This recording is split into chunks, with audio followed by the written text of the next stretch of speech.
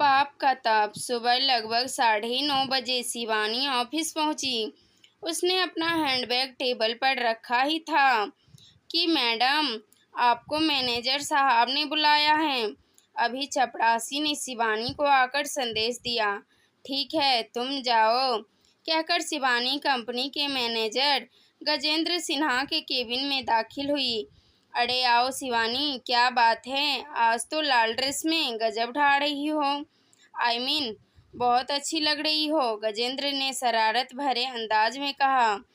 कुछ काम था सर, आपने बुलाया था, शिवानी ने सैयद स्वर में कहा।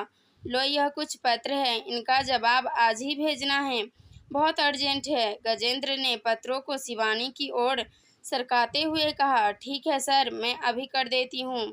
लेकिन सर, मुझे आज घर कुछ जल्दी जाना है, बहुत ज़रूरी काम है, शिवानी ने पत्रों को उठाकर झिझकते हुए कहा। शिवानी भाई, तुम भी हद करती हो, मैंने तुम्हें आज तक कभी रोका है? इनमें कौन सी बड़ी बात है, बस जाने से पहले बाकी का काम रेखा मैडम को हैंडओवर करके जाना, वह सब संभाल लेगी, गजेंद्र ने कहा। शिवानी के प्रति गजेंद्र सिन्हा का व्यवहार जरूरत से ज़्यादा उदार रहता था। वह न सिर्फ शिवानी की हर बात मान लेता था, अपितु उसकी तरफदारी भी करता था। यह बात बाकी महिला स्टाफ को बड़ी नागवार गुजरती थी। गजेंद्र उनके साथ काफ़ी सख्ती से पेश आता था। अभी कुछ देर पहले कमला गुप्ता ने सिर्फ 1 घंटे की छुट्टी अपने 3 साल के बेटे के इंजेक्शन लगवाने ले जाने के लिए मांगी थी। गजेंद्र ने यह कहकर मना कर दिया कि घर के काम करने हैं तो अपनी छुट्टी कटवाओ और जाओ। अपनी तरफ गजेंद्र का झुकाव शिवानी को बहुत खटकता था। गजेंद्र के ऐसे व्यवहार के कारण वह स्वयं को दोषी महसूस करने लगी थी। शिवानी सुंदर थी, समझदार थी, वह बहुत ही सौम्य और अंतर्मुखी लड़की थी। गजेंद्र सिन्हा लगभग उसके पिता की उम्र का था। अपने प्रति उनके गलत व्यवहार का विरोध करने की हिम्मत वह कभी जुटा नहीं पाती थी। शाम के लगभग 4:30 बजे शिवानी ने अपना बैग कंधे पर लटकाते हुए रेखा से कहा। रेखा यार, मैं निकलती हूँ, अगर सर किसी काम से बुलाए तो ज़रा संभाल लेना। रेखा उसके साथ वाले टेबल पर ही बैठा करती थी। ओ मैडम जी, आपकी आज्ञा का पूरी तरह से पालन किया जाएगा। जब आपकी बात सर नहीं टाल सकते तो हम किस खेत की मूली हैं। पर मैं आपकी नॉलेज के लिए बता दूं कि सर लंच के बाद से ही कहीं निकल गए हैं। आप तो केवल नाम की सिक्योरिटी हैं, असली ताज़ा खबरें तो हमसे पूछा करो। रेखा ने मजाकिया अंदाज में खिलखिलाते हुए कहा। शिवानी भी हंसते हुए अपना बैग उठाकर ऑफिस से निकल गई। उस दिन शिवानी ने राहुल तथा उसके घरवालों को शाम की चाय पर अपने घर बुलाया था। शिवानी ने अपने तथा राहुल के बारे में अपनी मम्मी तथा भाई को पहले से ही कुछ बता दिया था। शिवानी और राहुल कॉलेज के ज़माने से ही एक दूसरे से प्यार करते थे। ऑफिस से निकलकर पूरे रास्ते उन दोनों की यादें एक फिल्म की रील की तरह उसकी आंखों में होकर गुजरने लगी थी। कॉलेज में उन दिन वार्षिक उत्सव का दिन था। पूरे कॉलेज में शादी जैसा माहौल था। चपरासी से प्रिंसिपल तक सभी व्यस्त नजर आ रहे थे। खेल के मैदान के बीचों बीच एक भव्य मंच बनवाया गया था। अंदर के लड़के लड़कियां सांस्कृतिक कार्यक्रमों की रिहर्सल करते नजर आ रहे थे। शिवानी भी उनके साथ एक नाटक पेश करने की तैयारी में जुटी हुई थी। बीच बीच में सभी हंसी मजाक करते, गपशप मारने, कभी चाय की चुस्कियां भरते माहौल को एक नवीन ऊर्जा से भर रहे थे। ठीक 12 बजे मुख्य अतिथि माननीय मंत्री महोदय का आगमन हुआ। प्रवेश द्वार से मंच तक मंत्री जी का भव्य स्वागत किया गया। कॉलेज की बैंड की धुन शिवानी को हाल में साफ सुनाई दे रही थी। तभी मंच से एक सीधे हुए स्वर में सुरीली गीत शिवानी के कानों में पड़ा। गाने वाले के स्वर में ऐसी कशिश थी कि वह मंच की ओर बड़बस दौड़ पड़ी। पंडाल में सभी मंत्रमुग्ध होकर गाना सुन रहे थे। जैसे ही गाना खत्म हुआ, तालियों की ध्वनि मानो आसमान छूने लगी।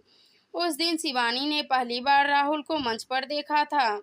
अगले दिन शिवानी ने राहुल को कैंटीन में देखा तो स्वयं को रोक नहीं पाई और उनके पास चली गई। हेलो, आई एम शिवानी, मैं फर्स्ट ईयर की स्टूडेंट हूँ। शिवानी ने अपना परिचय देते हुए कहा। Oh hello, I am Rahul, मैं भी फर्स्ट ईयर का ही हूँ, स्टूडेंट हूँ। राहुल ने विनम्रता से जवाब दिया।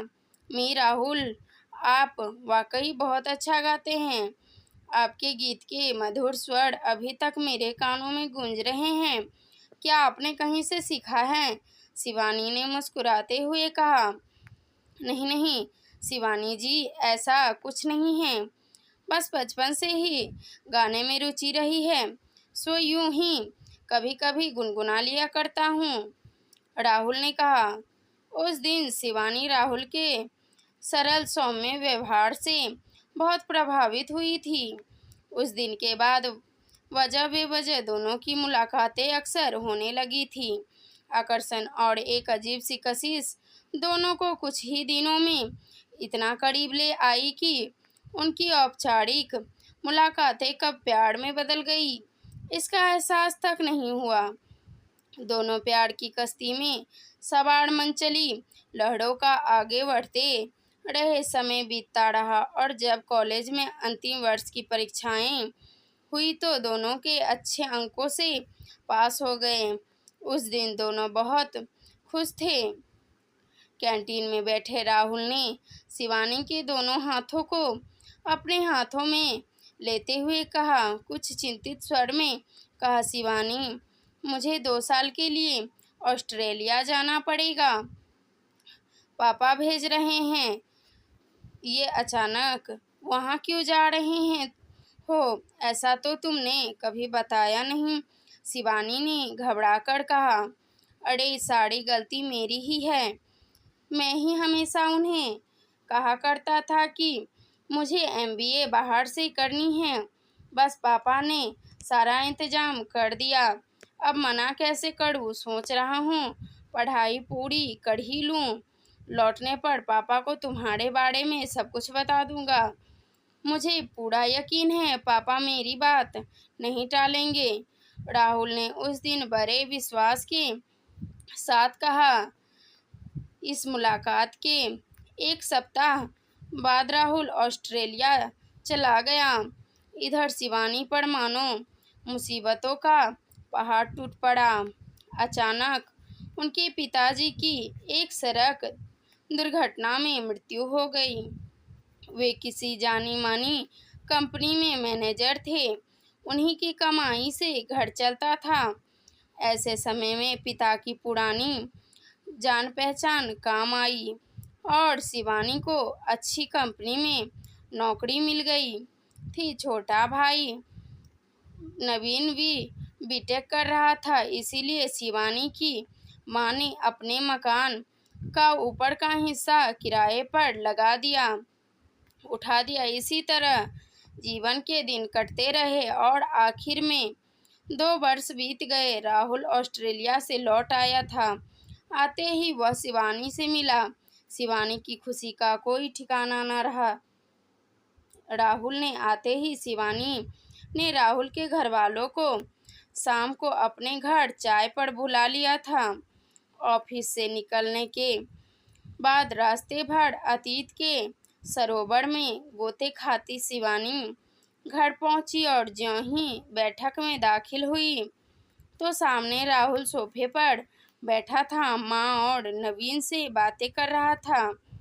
शिवानी को देखते ही प्रसन्नता का भाव उनके चेहरे से फूटने लगा। शिवानी, इनसे मिलो, यह मेरे पापा हैं, राहुल ने पास बैठे शख्स के ओर इशारा करते हुए कहा। शिवानी ने मुस्कुराते हुए शख्स को देखा और श्रद्धा से हाथ जोड़कर दिए, किंतु तत्क्षण शिवानी बुरी तरह सकपका गई। उसका गुलाबी चेहरा एकाएक पीला पड़ गया था। उसके आश्चर्य का ठिकाना नहीं था। इस शख्स ने यहाँ अपने ही घर में यूं मुलाकात होगी उसने कभी सोचा नहीं था। क्षण भर के लिए उसका मस्तिष्क सुन पड़ गया। जैसे ही उस शख्स ने शिवानी को देखा तो घबराहट में पसीना पसीना हो गया कि कर्तव्य विमूढ़ की स्थिति में उठकर खड़ा हो गया। इससे पहले कि शिवानी कुछ कहती वह कमरे में से बाहर निकल गया। वह शख्स कोई और नहीं शिवानी का मैनेजर गजेंद्र सिन्हा था। 3-4 महीने पहले ही गजेंद्र कंपनी में आया था, तभी से उसकी शिवानी पर नज़र थी। वह उसकी मजबूरियों का फ़ायदा उठाना चाहता था। शिवानी की सुंदरता और गजेंद्र की दिखावटी आत्मीयता उसके लिए अभिशाप बन गई थी। शिवानी को निकट लाने के लिए गजेंद्र हमेशा मौके की तलाश में रहता था। कभी डिस्टेंशन के बहाने अपने केबिन में बुलाया था, कभी शाम की चाय के लिए बुलावा भेजता था, तो कभी कंपनी के हेड ऑफिस साथ ले जाने के बहाने बाजारों में घुमाता, महंगी महंगी चीज़ें दिलवाने का प्रयास करता, होटलों में खाना खिलाता। शिवानी कैद में फंसी बुलबुल की तरह मजबूरन सहती रहती। उस दिन तो हद ही हो गई जब गजेंद्र ने छुट्टी के बाद शिवानी की टेंशन के बहाने अपने केबिन में बुलाया और लपक कर अपनी बाहों में भर लिया और बोला, तुम इतनी सुंदर हो, समझदार हो, मेरे साथ कोऑपरेट करोगी तो जल्दी ही तुम्हारी प्रमोशन करवा दूंगा। तुम्हारे भाई नवीन को भी अच्छी कंपनी में लगवा दूंगा। शिवानी उसकी बाहों की मजबूत गिरफ्त में कसमसा रही थी। गजेंद्र ने अपने होठ शिवानी के होठ पर रख दिए। छोड़ दीजिए सर, आप मुझे शिवानी गलत समझ रहे हो। ऐसी लड़की नहीं हूँ, मुझे आपसे कुछ नहीं चाहिए।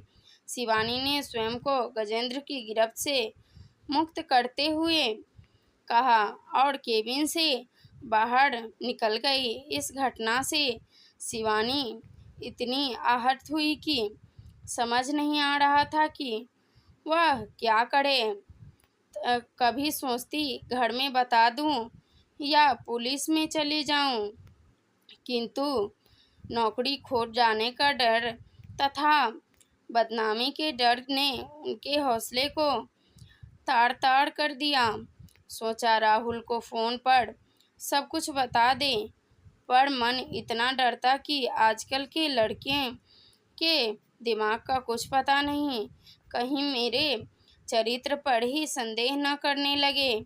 शिवानी के घर से यूं एकाएक गजेंद्र का उठकर चले जाना तथा शिवानी की परेशान मुख मुद्रा देखकर राहुल तथा शिवानी के घरवाले कुछ समझ नहीं पा रहे थे कि आखिर यह माजरा क्या है। परिस्थितिवश शिवानी खुद को रोक नहीं पाई। उसके हृदय का सारा अवसाद लावे की तरह फूट पड़ा। उसने अपनी आप बीती का एक एक वाकया राहुल तथा उसके घरवालों को बताया। राहुल का सड़ मन गहन पीड़ा तथा शर्मिंदगी से भर गया। पिता की करतूतों ने शिवानी और राहुल के विवाह पर भी सवालिया निशान लगा दिया। वह अपने पिता को अपना आदर्श मानते थे, समझता था, पर आज उसकी आस्था चकनाचूर हो गई थी। अच्छा हुआ माँ यह दिन देखने से पहले ही ऊपर चली गई। अगर जिंदा होती तो जीते जी ही मर जाती। लटे हुए मुसाफिर की तरह बिना कुछ कहे राहुल शिवानी के घर से निकल कर पड़ा और देर रात तक सड़कों पर यहाँ वहाँ भटकता रहा। शिवानी से शादी न हो सकेगी इसका राहुल को इतना गम नहीं था जितना अपने पिता के पतन का सदमा था। उस दिन शिवानी एक जड़ मुक्त के समान अपने कमरे में बैठी ओढ़ पड़सते रात के अंधेरे में अपने दुर्भाग्य की छाया साफ देख रही थी। वक्त और हालात एक पल में बदल गए थे। उसके और राहुल के विवाह के बीच खड़ा हो गया था एक प्रश्न चिन्ह। कैसे कर पाएंगी ऐसे लड़के से विवाह, जिसके पिता की कुदृष्टि की शिकार यदि हो जाती तो उसकी जिंदगी तो क्या आत्मा भी ताड़ ताड़ हो जाती। इस घटना से शिवानी की माँ ताड़ा को मानो तोड़ के रख दिया था। बेटी को अंधेरे में बैठा देख ताड़ा का कलेजा टुक टुक हो गया था। काश उसके पति उन्हें बीच सफर में यूं अकेला छोड़कर न चले गए होते तो शिवानी को नौकरी के लिए आज यह सब कुछ सहना न पड़ता। आंसू से लबलबा भरी आंखों को अपनी साड़ी के पल्लू में खाली कर ताड़ा ने कमरे में प्रवेश किया, बत्ती जलाई और बेटी के सिर पर हाथ फेरा और उसका सिर अपनी छाती से सटाकर कहा, बेटी मन छोटा क्यों करती हो। अच्छा हुआ उसकी असलियत पहले ही सामने आ गई। अगर कहीं शादी के बाद कुछ ऊंच नीच हो जाती तो भगवान तो जो करता है अच्छे के लिए करता है। अच्छा चलो उठो और हाथ मुंह धो लो, मैं तुम्हारे लिए तुम्हारी पसंद की कॉफ़ी बनाकर लाती हूँ। ताड़ा ने बेटी के मुंह को दोनों हाथों में लेकर उसके माथों को चूम लिया और मुस्कुराते हुए रसोई घर में चली गई। उसी समय संयोगवश शिवानी के घर के सामने खाली पड़े फ्लैट पर अस्थायी रूप से रह रहे एक मजदूर परिवार की बनी झुग्गी में बज रहे रेडियो से पुराने फिल्मी गाने के स्वर शिवानी के कानों में पड़े। मुझे तेरी मोहब्बत का सहारा मिल गया होता, अगर तूफान नहीं आता किनारा मिल गया होता। इतना सुनना था कि अचानक शिवानी फूट फूट कर रोने लगी। शिवानी ने राहुल के साथ अपना छोटा सा घर संसार बसाने के कैसे कैसे सपने देख रखे थे, सब कपास के फूल की तरह बिखर कर रह गए थे। वक्त के सामने कहाँ किसकी चलती है। अगर वक्त खराब हो तो सब कुछ तिनके की तरह बिखर जाता है। इन दिनों में राहुल का कोई फ़ोन नहीं आया, न शिवानी ने कभी मिलने की कोशिश की थी। वह सोचती थी कि उस रास्ते पर क्या जाना जिसकी मंजिल पहले ही ध्वस्त हो चुकी हो, पर राहुल की यादों की कसक एक टूटे कांच की तरह शिवानी के हृदय में गड़ी हुई थी। अब तो शिवानी ने खुद को घर में कैद सा कर लिया था। घर के किसी कोने में घंटों अकेले गुमसुम बैठे रहना शिवानी की दिनचर्या का अहम हिस्सा था। उसे अकेलापन भाने लगा था। ताड़ा यह सब देखती तो उसका दिल बैठने लगता। वह उसे बहुत समझाती कि वह दोबारा कहीं नौकरी कर ले, बाहर निकलेगी तो लोगों से मिलेगी, काम में मन लगेगा तो पुरानी यादें खुद ब खुद धुंधली पड़ जाएगी। माँ के जोर देने तथा घर के बिगड़ते हालात को देख शिवानी ने किसी तरह दूसरी कंपनी में नौकरी कर ली। कहते हैं वक्त अगर घाव देता है तो वही घाव पर भर भी देता है। दिन सप्ताह महीने गुजरने लगे। जिंदगी की रेल फिर पटरियों पर उतरने लगी थी। समय का पहिया वर्तमान को रौंदता हुआ अतीत को पीछे छोड़ता आगे बढ़ता जा रहा था। तो वो एक रविवार का दिन था। शिवानी की छुट्टी थी। सुबह की 8 बजे भी शिवानी अपनी बिस्तर पर चादर में लिपटी पड़ी हुई थी। तारा ने आंगन के गेट की कुंडी में फंसा आज का अखबार निकाला और शिवानी के कमरे में आ गई। अखबार शिवानी के बिस्तर पर रखते हुए कहा, बेटे मैं मंदिर जा रही हूँ, तब तक तुम भी उठ जाओ और नहा धो लो। नवीन को भी उठा दो, मैं आकर आलू के पराठे बनाऊंगी। आज तीनों एक साथ मिलकर नाश्ता करेंगे। माँ की आवाज़ सुनकर शिवानी उठकर बैठ गई। हर रोज की तरह उठते ही अखबार खोला और मुख्य अखबार खबरों पर सरसरी नज़र डाली। पन्ना पलटते ही शिवानी का नज़र अखबार में छपे एक चित्र पर अटक गई। वह एक मृत व्यक्ति का चित्र था जो पुलिस ने पहचान के लिए छपवाया होगा। चित्र कुछ जाना पहचाना सा लगा। असमंजस की स्थिति में शिवानी नहाने चली गई। नाश्ते के बाद वह फिर अखबार लेकर बैठ गई। सोचा आज तो अखबार इत्मीनान से पढ़ूंगी। और दिन तो भाग दौड़ सी मची रहती है। पन्ना पलटा तो नजरें फिर उसी तस्वीर पर अटक गई। राहुल पहले ही वहां पहुंच चुका था।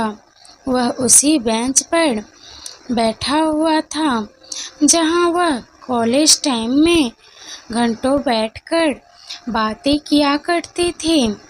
वह बहुत उदास सा लग रहा था। उसका गोरा चिट्टा रंग मुरझा सा गया था। शिवानी को देखकर वह मुस्कुराकर खड़ा हो गया। कैसी हो शिवानी?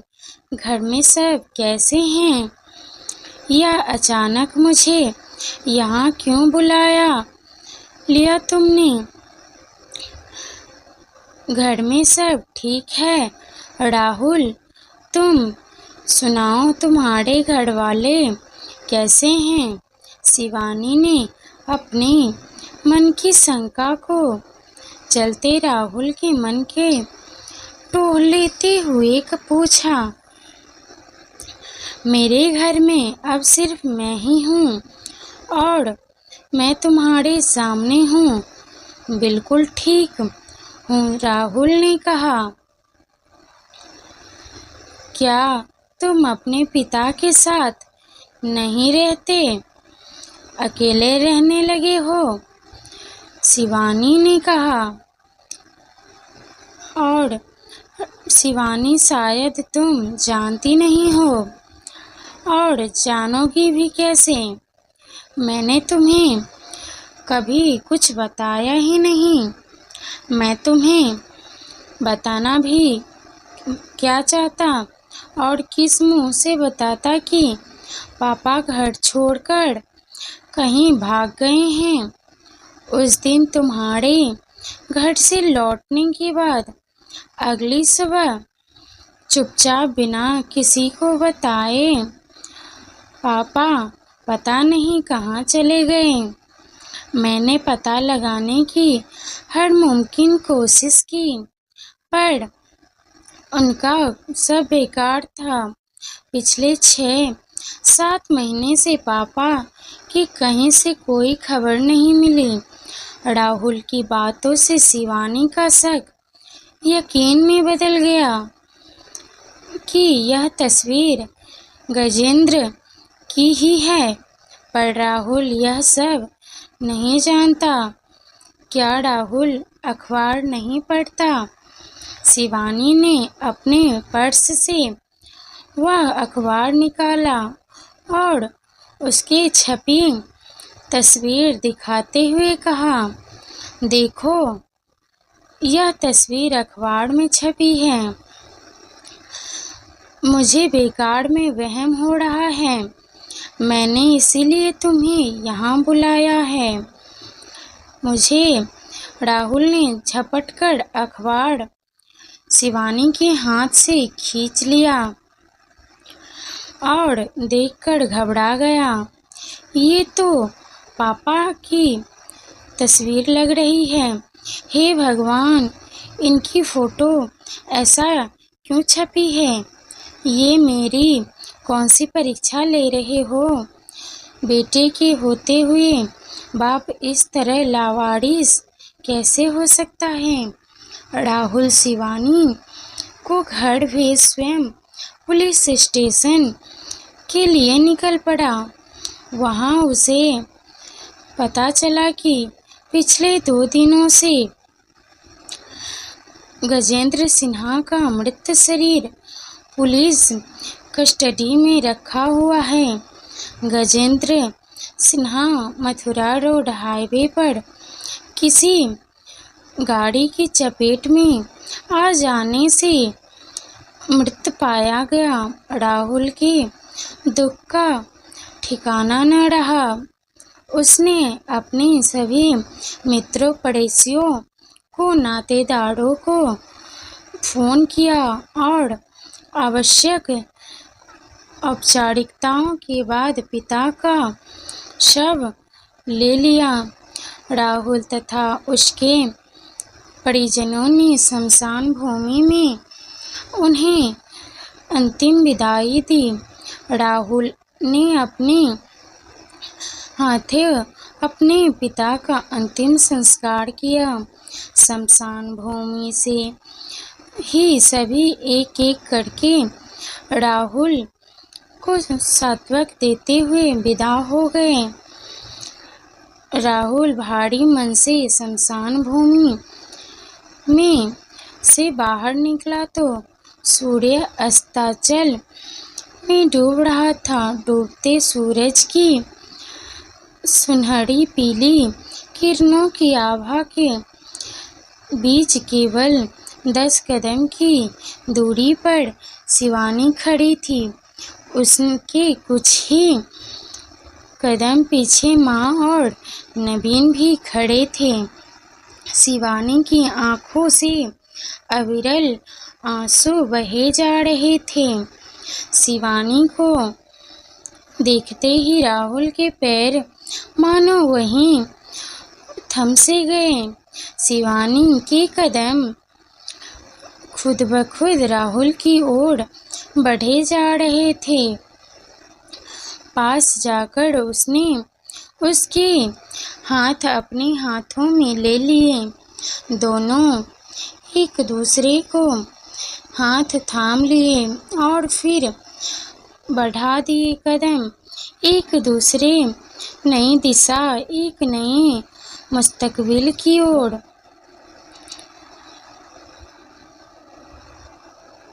अगर आपको यह कहानी पसंद आई हो तो वीडियो को लाइक, शेयर और चैनल को सब्सक्राइब जरूर करें। वीडियो को लास्ट तक देखने के लिए धन्यवाद।